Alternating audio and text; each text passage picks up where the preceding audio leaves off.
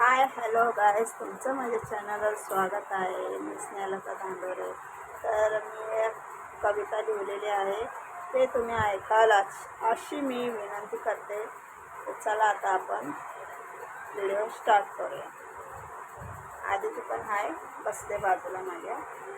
मग म्हणलं आधी मी वाचते, मी लिहिलेली माझी कविता. तर ऐका काय वाचते ते.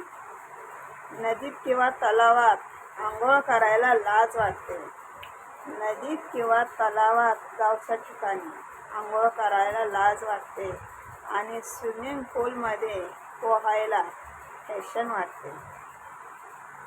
गरिबाला 1 रुपया दान नाही करू शकत आणि वेटरला मात्र 10 रुपये द्यायला मोठेपणा वाटतो. टिप टिप वेटरला. मग 1 रुपया गरिबाला तुम्ही दान करू शकत नाही आणि हॉटेलमध्ये जेवायला गेल्यावर 10 रुपये वेटरला टिप देता, त्याच्यात मोठेपणा वाटतो. बसून जेवण ही जुनी पद्धत पंक्तीत वाटते. आता गावच्या ठिकाणी घरात बसून जेवत असतात सर्वजण. असे मोठे मोठे असं टेबल वगैरे लावून असं कोण जेवत नसतं, खाली बसून.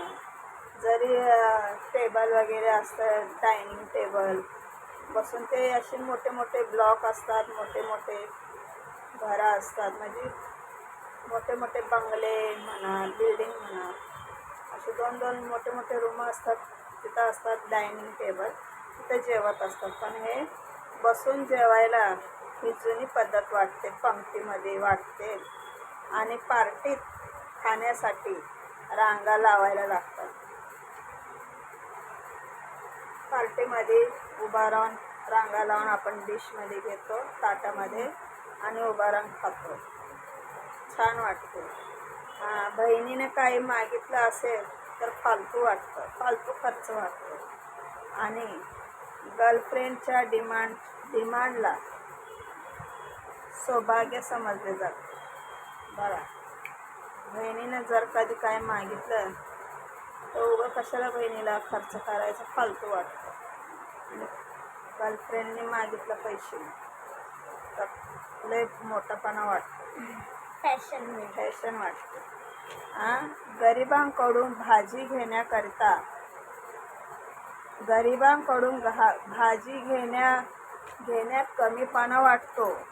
गरिबाकडून भाजी घ्यायला कमीपणा वाटतो आणि शॉपिंग मॉलमध्ये आपला खिसा रिकामा करण्यात अभिमान वाटतो. बघा, गरिबाकडनं भाजी घ्यायला कमीपणा वाटतो. गरिबाकडनं भाजी घ्यायला शॉपिंगमध्ये पाहिजे तेवढं बिल असतं, त्याच्यात आहे तेवढं बिल पे करायला लागतं. हे असं असतंय. मग म्हणलं एक कविता एक लिहावी आणि एक सादर करावी तुमच्यासाठी. म्हणजे की भाजीमध्ये आपण कसं भावताव करू शकतो ना, तर ते मॉलमध्ये तसं नसतं. जो रेट आहे तोच रेट असतो, म्हणजे याच्यामध्ये ते लिहिलं. अजून एक मी आता बाबासाहेबांबद्दल हिंदीमध्ये लिहिलंय, ते तुम्हाला मी सांगते. गॅस बंद खाई का बघतो. बाबा साहेब के बारे में भारत में इसलिए पढ़ाया नहीं जाता क्योंकि लोग कानून सीख जाएंगे. बघा, डॉक्टर बाबासाहेबांविषयी शिकवत का नाहीत? कारण की माणसं कानून शिकतील, कानून कायदे. कानून म्हणजे तो अंधश्रद्धा, अंधभक्ती कोण करेल? जर लोक कानून शिकल्यावर, डॉक्टर बाबासाहेबासारखं शिकल्यावर, मग अंधभक्ती, अंधश्रद्धा, अंधविश्वास कोण करेल? आज का सच यही है.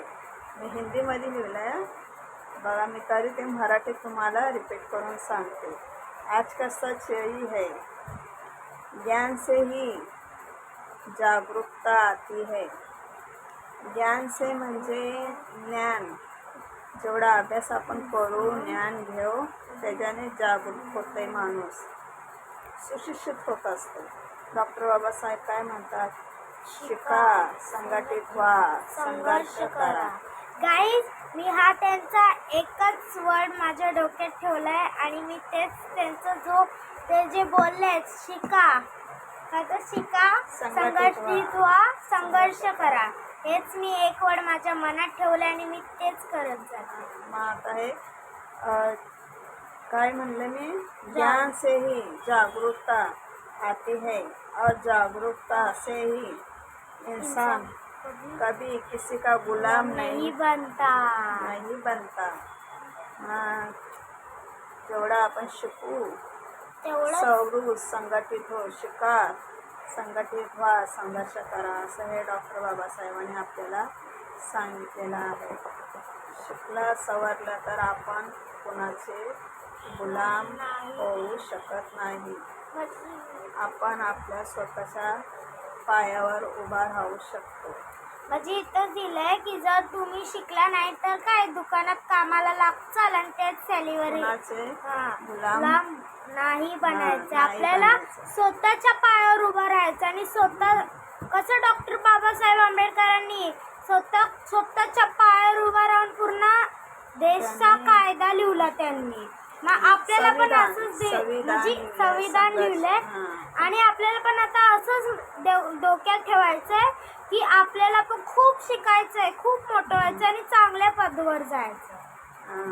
तेच मी मुलांना ते सांगत असते, शिका सवरा डॉक्टर बाबासाहेबासारखा. त्यांनी लाईट नव्हती तर चंद्राच्या उजेडावर त्यांनी अभ्यास केला, खूप संघर्ष केलं. ते आहेत म्हणून आपण आहे. गाईज, एक बात सांगू, आणि शाळेत असं आपल्यानं आणि ते शाळेत बसून सुद्धा असं शिक्षण नव्हतं त्यांनी केलं. बाहेर बसून त्यांनी शिक्षण सवरले आणि हे केलं, संघर्ष केला. म्हणजे गाईज, आपण एवढं शाळेच्या आत बसून आपल्याला एवढं येत नाही. मग त्यांनी आजच्या मुलांना एवढे सवलत आहे, सर्व आई वडील सर्व पुरवतात त्यांना. खाण्यापिण्यापासून सर्व कपडा लता म्हणा, शाळेचं खाणं, टिफिन, डबा, व्हॅन, फी, रिक्षा, ट्युशनची फी, शाळेच्या फिया, अजून एक्स्ट्रा कुठले क्लासेस, एवढं सर्व असून सुद्धा आपल्याला मुलांना अभ्यास करायला काय शिकू वाटत नाही. मग हे असंच मम्मी, सांगत असतो. एक म्हण आहे माझ्या तोंडात, बोलू का? बोल. हसवणारा हिताच आहे मग हसणारा कुठे गेला. हसवणारा हिताच आहे मग हसणारा कुठे गेला. फसवणारा हिताच आहे मग फसणारा कुठे गेला. डॉक्टर बाबासाहेब आंबेडकरांनी वर्गाच्या बाहेर बसून शिक्षण केलं, मग वर्गाच्या आत बसणारा कुठे गेला. मला असं तुझं काय कोड आहे का काय? म्हणजे मी बनवलंय ते आता. असं आहे बघा, हसवणारा हिताच आहे मग हसणारा कुठे गेला. हसवणारा हिताच आहे मग हसणारा कुठे गेला. फसवणारा हिताच आहे मग फसणारा कुठे गेला. डॉक्टर बाबासाहेब आंबेडकरांनी वर्गाच्या बाहेर बसून शिकले, मग वर्गाच्या आत बसणारा कुठे गेला. एवढं बाहेर बसून त्यांनी शिक्षण केलं, शिक्षण केलं, संविधान लिहिलं आणि ह्यांना वर्गात बसून आजकालच्या मुलांना अभ्यास करू वाटत नाही. त्यांना वाटतं की अभ्यास म्हणजे बोरिंग आहे, असं काय काय लोकांना वाटतं.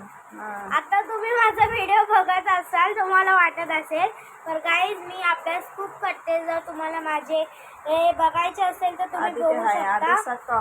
खूप चांगले आहेत माझे मार्क्स. मला फर्स्ट मध्ये पहिले एक्सलेंट भेटलेलं, सेकंड मध्ये परत एक्सलेंट, थर्ड मध्ये आउटस्टँडिंग भेटलेलं, फोर्थ मध्ये एक्सलेंट भेटलेलं. आता बघूया फिफ्थ मध्ये काय भेटतंय. तेच तिला मी म्हणत असते अभ्यास करायचं. काय का गाईज बघा, मुलींना भरपूर आपल्या डॉक्टर बाबासाहेबांनी सवलती दिले, भरपूर स्कॉलरशिप आहे, त्याचा आपण फायदा घ्यायचा, शिकायचं, आपल्या स्वतःच्या पायावर उभा राहायचं. काय गरज नाही लग्न वगैरे करायचं, आपलं आपलं शिकायचं, मोठं व्हायचं.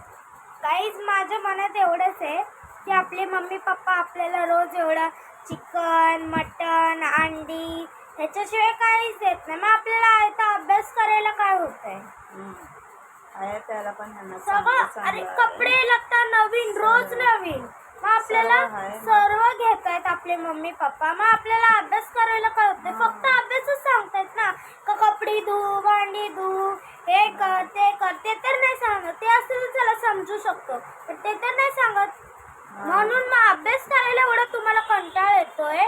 मग तुम्ही काय पुढे जाऊन मग तुम्हीच बोलता अरे मला तर पश्चाताप झाला, आता वाटत माझे नाही आई काय? पप्पा मला अभ्यास करायला आता सांगायचे. काय वाटत नाही. बरं पुढे गेल्यावर मोठं कळतं. झालं ना, मोठं झाल्यावर मग वाटतं अरे माझ्या बरोबरची मैत्रीण, अरे बापरे ती एवढी मोठी झाली, वकील झाली, कलेक्टर झाली, डॉक्टरीन झाली. अरे बापरे मी शिकली नाही, मी अडाणी राहिली, माझं आयुष्य बरबाद झालं. मग हे असं नंतर आपल्याला पश्चाताप गाईज मी माझ्या होतो. मनात एकच ठेवलंय मला कलेक्टर बनायचंय आणि ते मी पुढं करणार मग ते ह्याच्यासाठी शिकायला शिकायला लागते. लागतं. बोलून होत नसते. माहिती कलेक्टर त्याची ऐका व्हायला- ऐका एक मुलगी होती माझ्या शाळेतली. ती पहिलीला का दुसरीला होती. एवढं बोलायची की आधी तिने तेरे से आगे हो आगे हो. आणि तिने तिच्या एक्झाम मध्येच तिचं खरं रूप सांगितलं. सगळं BC BC BC म्हणून बोललेलं किती इझी. आता तुम्ही उद्या बोलचाल की मी एवढं मोठं डोंगर एका मिनिटात चढेल पण ते चढायला किती हार्ड आहे ना. म्हणून ते बोललं ते करून दाखवलेलं पण हे कलेक्टर असतं. व्हायला ते 24 तास अभ्यास करायला अभ्यास करायला लागतो. बुक हातात पाहिजे 24 तास. कलेक्टर तेव्हा व्हायसाठी ते कुठं होत असतं. कलेक्टर व्हायसाठी काय तोंडाने बोललं आणि होत नसतं तसं. ऐक मम्मी कलेक्टर. ऐक हा. माझे मामा आहेत ना ते काय आहेत ते काय बोलतात त्याला काय? ते काय आहे? इंजिनियर. हा इंजिनियर आहेत. हा मग त्याच्यासाठी सायन्स वर जोर द्यायला लागतो. म्हणून माझे तर डॉक्टरसाठी हा पण डॉक्टरसाठी science. पण सायन्स आणि बँकसाठी मॅथ्स आणि माझे सगळे सब्जेक्ट टॉपवर आहेत. सगळे चांगले आहेत. आता बघू पुढे गेल्यावर काय बनते काय नाही. हे असंच शिकायचं. दुसरं तुम्हाला काय काम आहे? अभ्यासच करायचा आहे. सर्व इथं मम्मी करते, पप्पा जातात कामाला आपल्यासाठी. मग नुसतं खायचं आहे, ट्युशनला जायचं आहे, शाळा अटेंड करायचे मम्मी मला ट्युशन आणि दीदीने अभ्यास करायचा. मम्मी मला ट्युशन दीदीने काय बोलू काय? आदित्य आप 2 बैच आओ. आता पेपर चालू आहेत ना, मुलांचे पेपर चालू झालेत म्हणून ती ट्युशनची दिदी म्हणली वाटतं 2 टायमाला ये म्हणजे अभ्यास कवर होईल. पाठांतर असते, वया पण कम्प्लीट तुझ्या केलं तिने. वया कम्प्लीट केल्या. वया कम्प्लीट केल्यात. मग तेच अभ्यास घ्यायसाठी दीदीने तुला लवकर बोलवले. आता 4 वाजता पण जा आणि 7 आणि 7 वाजता ये. काहीतरी नाश्ता कर, चहा बिस्किट खा. परत 7 वाजता पण जा, 9 वाजता ये. म्हणजे वार्षिक परीक्षा आहे. आणि काही जेवढे पण पेपरचे मुलं आहेत ना सगळे 2 बॅच येतात. सगळे 2 बॅच म्हणजे कसं 4 ते 6 मग घरी आल्यावर मग थोडंसं 7 वाजेपर्यंत ब्रेक घ्यायचा मग 7 ते 9 असं. आता तो सार्थक माझा झोपलाय, दमला की. त्याच्या खूप त्याला आता उठवणार. उठल्यावर मग तो अभ्यास जेवून जातो. मम्मी माझी ती कविता बोलू छोटेसे बहीण भाऊ. बोलू? चालू झाली तिची बोलू कविता. का? बोल ना, बोल बोल. छोटे से बहीण भाऊ छोटे से बहीण भाऊ उद्याले मोठ्याले हो. उद्याच्या जगाला उद्याच्या युगाला नवीन आकार देऊ. छोटे से बहीण भाऊ ओसाड उजाड जागा होतील सुंदर बागा. शेतांना फळांना मुळांना फळांना नवीन बहार देऊ. छोटेसे बहीण भाऊ मोकळ्या आभाळी जाऊ. मोकळ्या गळ्याने गाऊ. निर्मळ मनाने आनंद भराने आनंद घेऊ अन देऊ. छोटेसे बहीण भाऊ प्रेमाने एकत्र राहू, नवीन जीवन पाहू. अनेक भाषांचे, देशांचे, वेशांचे अनेक एकत्र राहू, छोटेसे बहीण भाऊ. हा बघा, तिनं बहीण भावाबद्दल पोयम तिनं तयार केले आधी तिनं स्वतःहून. तर चला आता गाईज, एवढं बोलून आता व्हिडिओ आता आम्ही बंद करतो. व्हिडिओ आवडले असल्यास लाईक करा, शेअर करा, कमेंट करा. बाय.